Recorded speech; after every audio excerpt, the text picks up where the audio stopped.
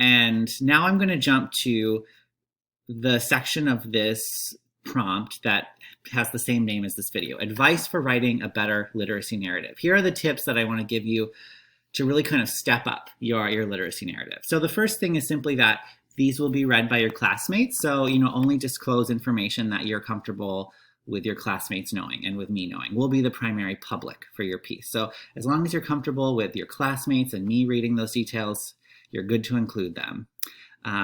Tip number 2, there are many kinds of literacy. And we talked about this in our discussion post on Brant 2, that she's rarely talking about alphabetic literacy or literacy in the largest sense. I know how to read and I know how to write. That's literacy in the biggest sense possible. Brant often talks about narrower forms of literacy, and I want you to be thinking about those narrower forms of literacy that you've acquired too. So, digital literacy, financial literacy, athletic literacy, and so forth. These are all specific kinds of literacy that deploy reading and writing in specific ways.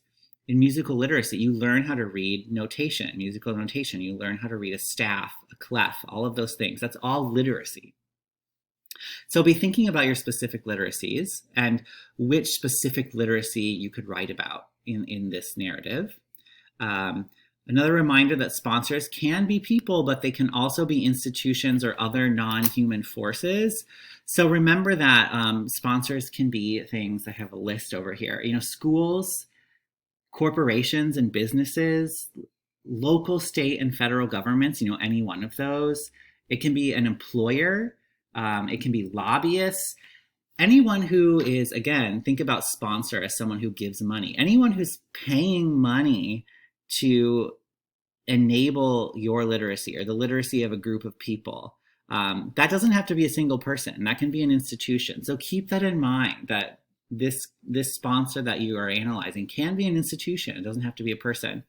And with that note, I'll give this caveat too, that Brant actually is kind of ambivalent about regarding teachers as literacy sponsors because, as she says, teachers are neither rich nor powerful enough to sponsor literacy on their own terms. Teachers often kind of do the bidding of literacy sponsors. Literacy sponsors say, I want this form of literacy to be kind of spread.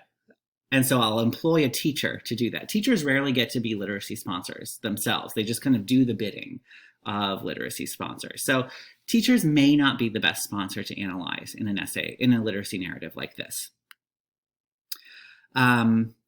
This literacy narrative blends both critical academic writing and storytelling. I think those are the two modes that you can keep in mind. You're going to be telling a story about your own literacy development and also critically analyzing it. And by critically, I don't mean negatively necessarily. Critical doesn't necessarily mean negative when we're talking about academic work.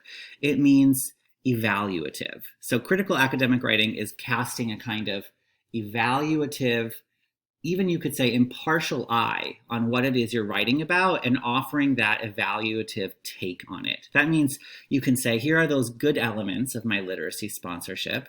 Here are those maybe not so good elements of my literacy sponsorship, or the suspicious elements. So that's kind of what I mean by critical academic writing. You're casting a kind of skeptical or evaluative eye on the story that you're telling. So remember to bring those two modes together. And as I'm trying to encourage you to tell a complex story here, avoid reducing the significance of your literacy narrative to a simple commonplace. This experience taught me how important reading is, or without literacy, I would not be the person I am today. That's not deep enough for what we're trying to accomplish here. It's a little bit too superficial. So, we're trying to avoid perhaps telling the narrative about Miss Frizzle taught me how to read in 2nd grade, and I owe everything to her, and she was the most benevolent literacy sponsor ever. Brant argues that it's far more complex than that. It's never that simple. And so I've bolded this to remind us, sponsors are not necessarily benevolent. They both support and withhold literacy, and they do so for a particular reason. So try to keep that complexity in mind as you're writing your own narrative here.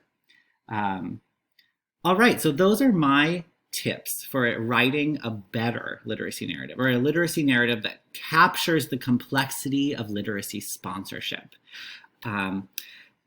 Do you have questions? Let me know. Write a question in the general discussion board, or if you're working with a specific idea of your own, send me an email, a text message. We can set up a Zoom conversation. All of that is on the table. All right.